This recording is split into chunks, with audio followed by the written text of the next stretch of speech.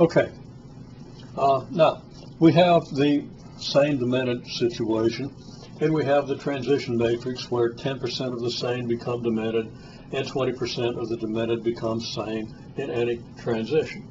We want to determine the numbers of sane and demented for which the numbers after transition are equal to the numbers before transition. In other words, the numbers where the population is going to remain stable.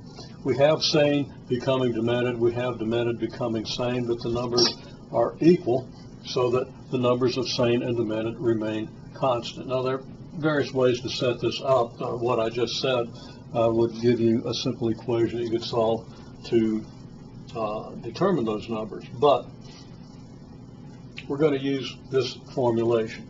Okay, so here's our transition matrix multiplied by the column matrix or column vector showing the populations equal to the new column vector showing the populations, and the new population equal to the old population, because of course we know that the new population is here if the old population is here. If the numbers don't change, then these are going to be the same. Okay, well, we multiply out on the left side, we multiply the matrices, and we get 0.9s plus 0.2d very easily. And of course, that's the first row of this column matrix, and it's going to be equal to the first row of this column matrix since the two matrices are equal. So we get 0.9s plus 0.2d equals s.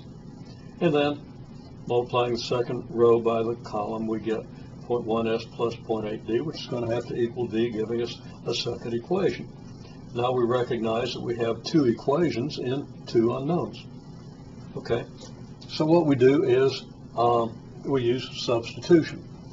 We solve the first equation for s, and then we substitute. Well, here's the solution that we're going to substitute. We solve 0.9s plus 0.2d equals s, and we do the arithmetic of the substitution. Here I subtracted 0.9s from both sides,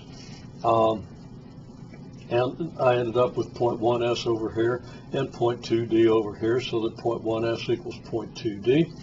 If I divide both sides by 0.1, I end up with 2d equals s.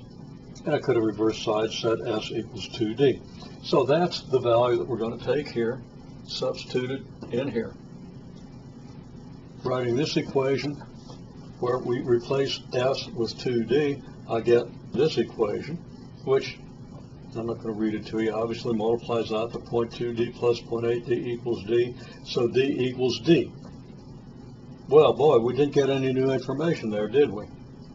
So the only thing that we get from these two equations is that s equals 2d. You're going to have twice as many sane as demented, because if you multiply the number demented by 2, you get the number of sane. Okay, now why didn't we get a solution for the number sane and number demented?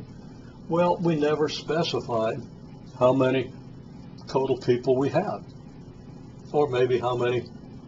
Well, yeah, let's say we'd specify the total. Okay, well, another thing that happens when we substitute this into this equation and we just get an identity is that this equation gives us no new information, so that these equations are in fact redundant, that this equation is in fact a multiple of this equation. It doesn't look like it, but if we rearrange it, we find that it is. And of course, if we solve this equation, we're going to subtract 0.8d from both sides. We're going to end up again with 0.1s equals 0.2d. Same thing we had here. We're going to end up with the same solution. This equation has the same solution, so it's completely redundant with this equation. Now, if we want actual numbers, we've got to specify the total number. For example, we've been using 1,000. So if we take either of these equations, which are identical, this equation can be rearranged to give us this equation. And we know that because of what happened here. We take either of these equations and pair it with the equation s plus d equals 1,000, and we're going to get the stable numbers.